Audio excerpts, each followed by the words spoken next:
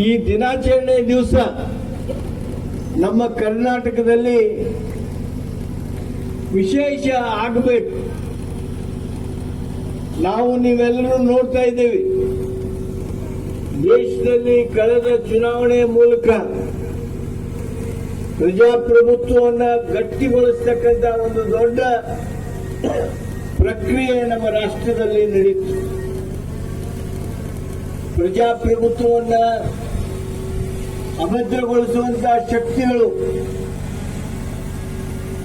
ದೊಡ್ಡ ದೊಡ್ಡ ಜವಾಬ್ದಾರಿ ಸ್ಥಾನದಲ್ಲಿ ಇರುವವರು ಇವತ್ತು ತಮ್ಮದೇ ಆದ ರೀತಿಯೊಳಗೆ ಕಾರ್ಯ ಮಾಡ್ತಾ ಇದ್ದಾರೆ. ಅಂಥದ್ರೊಳಗೆ ಅವರೆಲ್ಲರನ್ನ ಜಾಗೃತಗೊಳಿಸಬೇಕು. ಪ್ರಜಾಪ್ರಭುತ್ವ ಮಾತ್ರ ಜನಸಾಮಾನ್ಯನಿಗೆ ಬಲ ತುಂಬುತ್ತದೆ.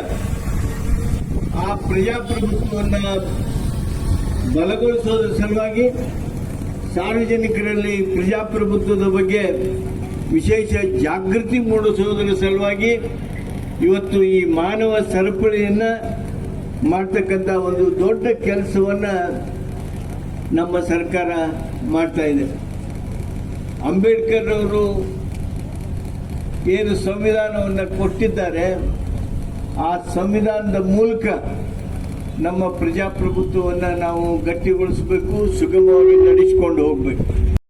ನಮ್ಮ ಕರ್ನಾಟಕದೊಳಗೆ ನಮ್ಮ ಜಿಲ್ಲೆ 1,13,000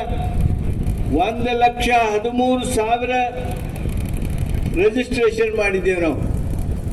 1,13,000 ಅಂದರೆ 1,12,652. ನಿಮಗೆಲ್ಲರಿಗೂ ಖುಷಿ ಆಗತ್ತ, ಅಭಿಮಾನ ಬರ್ತದ. ನಾವ ರಾಜ್ಯದೊಳಗ ಸಣ್ಣ ಜಿಲ್ಲೆ ಆಗಿದ್ರು ನಂಬರ್ 1 ನಾವು ನಂಬರ್ 1. ಈ 1,12,652 ಜನ ಏನು ತಾವಿಲ್ಲಿ ಸೇರಿದ್ದೀರಿ, ಮಕ್ಕಳು ಇಲ್ಲೇನು ಸೇರಿದ್ದೀರಿ. ಮಾನವ ಸರಪಳಿಯ ಮೂಲಕ ನಮ್ಮ ಹಾವೇರಿ ಜಿಲ್ಲೆಯಿಂದ ಕೊಪ್ಪಳ ಜಿಲ್ಲೆಯವರೆಗೆ ನೀವೇನು ಇವತ್ತು ನಮ್ಮ ಸಂದೇಶವನ್ನು ತಲುಪಿಸ್ತಾ ಇದ್ದೀರಿ. ನಿಮ್ಮೆಲ್ಲರಿಗೆ ಅಭಿನಂದನೆ.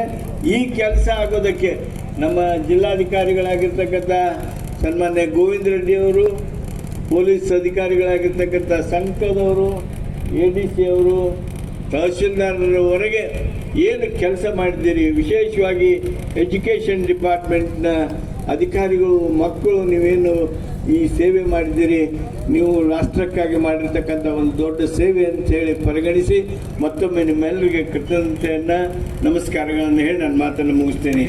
ಜೈ ಹಿಂದ್, ವಂದೇ ವಂದೇ, ಜೈ ಹಿಂದ್.